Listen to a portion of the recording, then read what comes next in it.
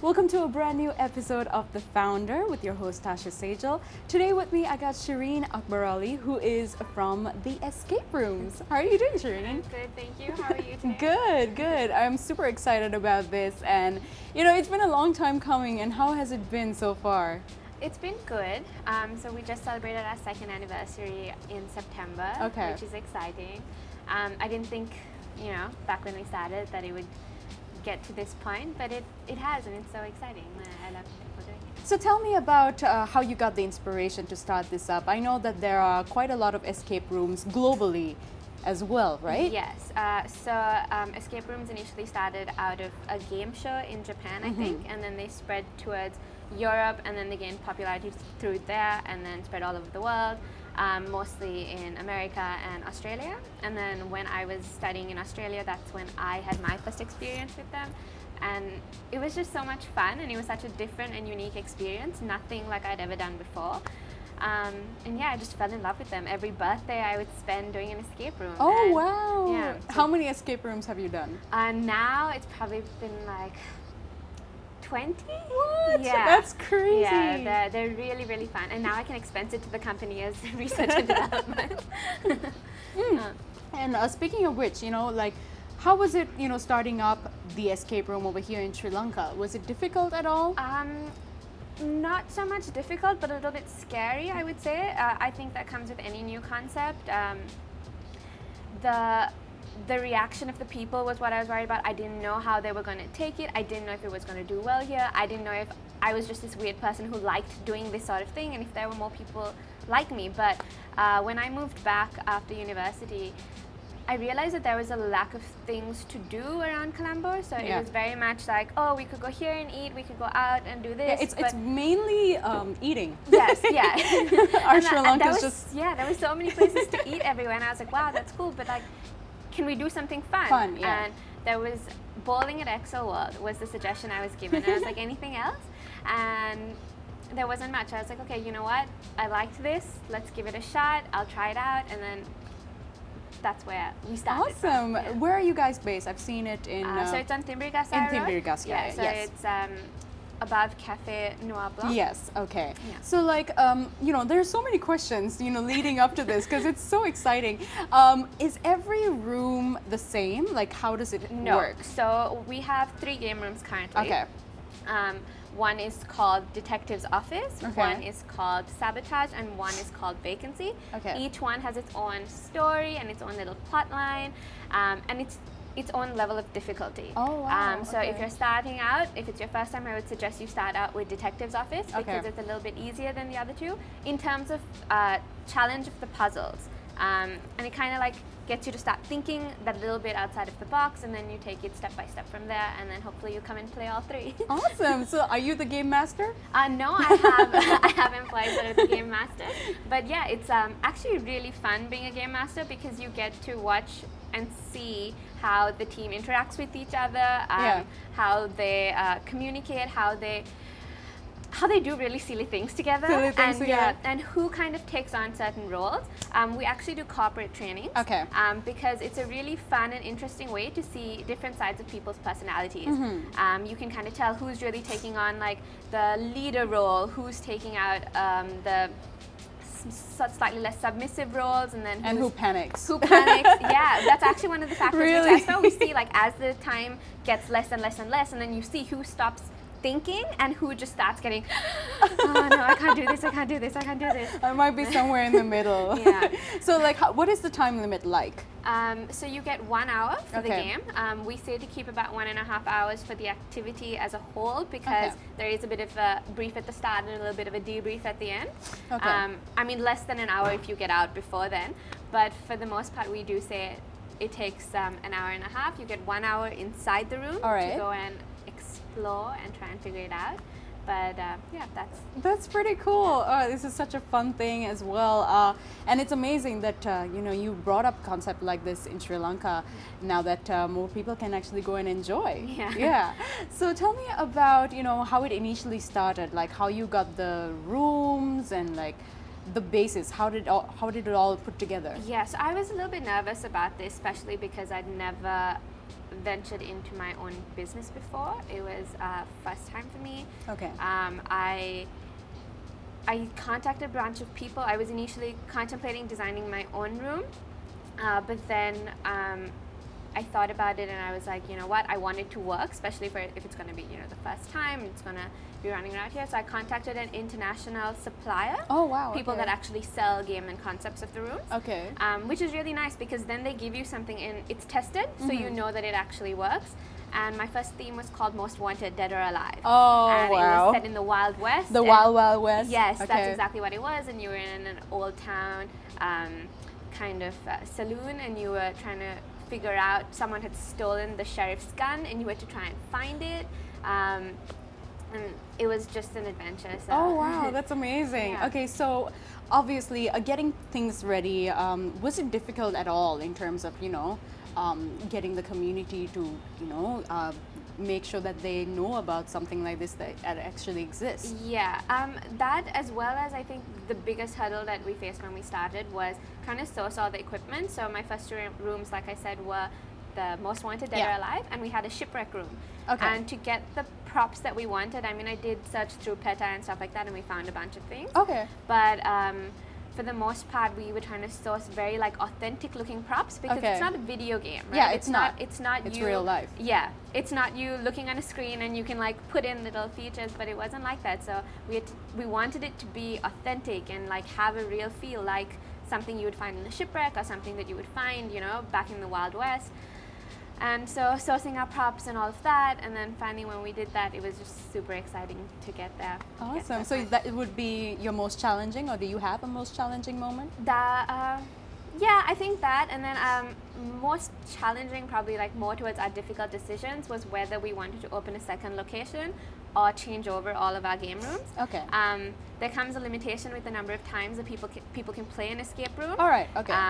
And we have a very strong fan base that likes to come as soon as our games are out and play our game rooms. Okay. And then they have to wait until I'm ready to open a new room to play the next one. Right. Because they've already played those ones. Because they've already played the ones that I've already done, yeah. So we were debating back and forth whether I should open a second location or whether I should just change over the current rooms, but I wasn't sure. So what I did was earlier on this year, we changed over all 3 rooms. And it's still something to this day that I debate, whether I should have opened, because I get calls to this day being like, hey, I want to play the pirate room. Hey, I want to play the Wild West room. Yeah. And yeah, maybe we'll open a second location soon, but for now it's just the one, and that's a tough decision, and it's always going to worry me a little. That's fun. That's fun. So Shireen, obviously because of the escape rooms, I have to ask you this question. What's the craziest thing that you've done or experienced working at the escape rooms? So there have been a lot of things. It's mostly funny when people do strange things. Okay. But I think one of the coolest things that we've done is we've planned some proposals inside the room. No way. Yeah. So, well, not inside the room. We led them out and then got them towards the gazebo at the cafe downstairs where the proposal was ready. Oh. But the whole thing was a surprise, and they'd follow a bunch of clues until they got to the proposal. Oh, come on. That is the sweetest thing ever. It was really cool. We've had 2 teams actually do this, and it was just such a unique experience, and it was so special and fun to have someone just be... And were you there experiencing it all? No, I wasn't there, but I planned the whole thing. And then I was like, it was just really... I got to see the recordings and the photos. Okay, that's amazing. The girl was just so stunned. She wasn't expecting it at all. Obviously, they go in playing an escape room. She doesn't expect to come out being engaged. Engaged, right? Oh my gosh. So it would have been like a roller coaster of emotions, right? Exactly, because you're so panicked, especially towards the last bit of the game, and then suddenly there's this extra clue, and then you're following it out, and then she's getting proposed to, and she was like, what is happening? This is a part of the game, and really I have to ask you, have you ever pranked anyone? No, sometimes. So I do test games before we open, and I usually have my friends come in and try out the games before to make sure they work. And sometimes we do a little sneaky things then, but nothing too serious, nothing too scary, and we won't do it if you're a real team. All right, so obviously you've done some crazy things. Yeah, it is a little fun. So Shireen, was financing difficult for you initially? Not really. We tried to keep it on a really strict budget. So we were like, we'll do 1 game room. Okay. And we'll see how that goes. And if it goes well, we'll add on and we'll continue. If it doesn't, we'll keep the space in sort of a neutral zone where we can use it for something else should it not work out. We had a bit of a backup option.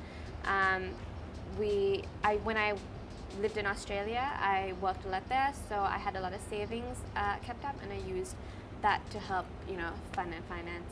Yeah, that's good. And at the same time, would there be anything else that you would be doing if it wasn't for the escape rooms here in Sri Lanka? I don't know. There's a stationery chain called Officeworks. Okay. That I absolutely love, and I love stationery, whether it's post-its, highlighters, pens, pencils, anything, you name it, I love it. And there's this one shop that's just, it's like a warehouse of just all the stationery items you could ever dream of. So maybe I'd be doing something with that. That's amazing. So I can imagine what your workspace is like. Oh yeah. Is it really neat and organized? Neat and organized, but very much colorful. Everything is color coded because I love it. Oh, it's so fun. I feel like I have every highlighter available to mankind. So speaking of workspaces, of course, this question is from our wonderful venue sponsor, the Colombo Cooperative, and they're all about providing creative spaces like this and workspaces for new startups and anyone who want to pretty much do their own thing in their own little space. And they would like to know what your first workspace was like. I think with every startup, it kind of starts out in your room on a desk somewhere, and that was definitely what my experience was like as well. I had a little writing table in my room, and it just has all my files and all my little checkbooks and things, and now I've upgraded it to a bigger table, and it has more drawers that lock, but yeah, it's still the same as it was. It's that little table in your room that you've got. Oh, that's really inspiring, actually. And of course, now that you're your own boss, was there anyone in particular that you looked up to, another founder perhaps, that you would like to maybe have dinner with one day, internationally or locally? Well, it's not that I would like to have dinner with. I've definitely had dinner with my grandfather. He started his company from nothing, and he was obviously a huge inspiration to me growing up. And till to this day, any questions I have, you can always go and ask him, and he will always give you, his honest opinion. He's straight. He believes in certain things, which is honesty, integrity, and just being true to what you are doing and to what you give your customer, and I think that's always what he's taught me and instilled in me, and I would always go to him for advice and feedback with anything to do with a business or starting something, because he took something that was nothing and he made it into something, a substantial company today. That's amazing. That's amazing. And of course, I gotta ask this question now. You do a lot of things in your day, and one of the things is, of course, the escape rooms. What really gets you up in the morning? Mostly just breakfast. I'm always hungry. But like I said, I start my day off, I have breakfast, then it's get ready quickly, and it's go to work. You have meetings. I like to go check up on what's happening for the day. I like to know how things are going, and then sorting out. I do a lot of the stuff myself with in terms of my staff and in terms of financing and stuff. So I look at all the numbers, I look at all the staff problems for the day, and I handle that. And what's your definition of success, Shireen? For me, especially in terms of escape the room, I would say success is when I see someone enjoying our experience. Oh, man. Yeah.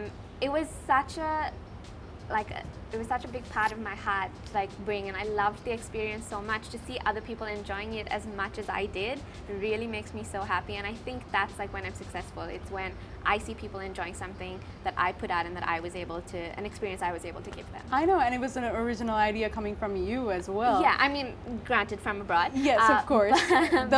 This is the only escape room here in Sri Lanka, right now, so yeah, you've done pretty well for yourself as well. Thank you. And it just goes on to show that all you you need is a thought. Yeah. And make it work. And there are so many people who are so discouraged, you know, they have this idea and then they have questions always, you know, what if this doesn't work out? I don't think it'll happen. You know, what's a piece of advice that you can give young startups today to do what you did? So I think what you just said happens to absolutely everyone. You have the same doubts and situations, but I set a timeline.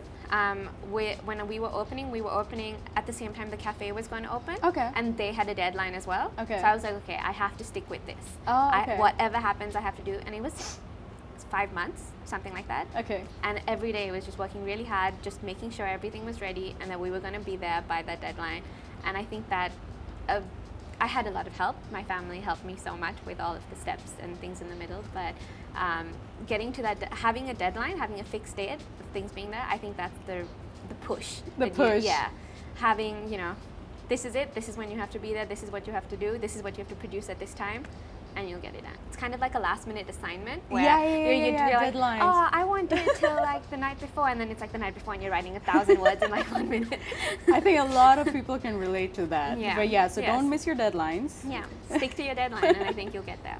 Awesome, and it's amazing. Thank you so much for talking to us. And well, I'm excited. I'm actually trying to come by sometime soon. Definitely. We'd love to have you. Come try it out. I hope I don't panic.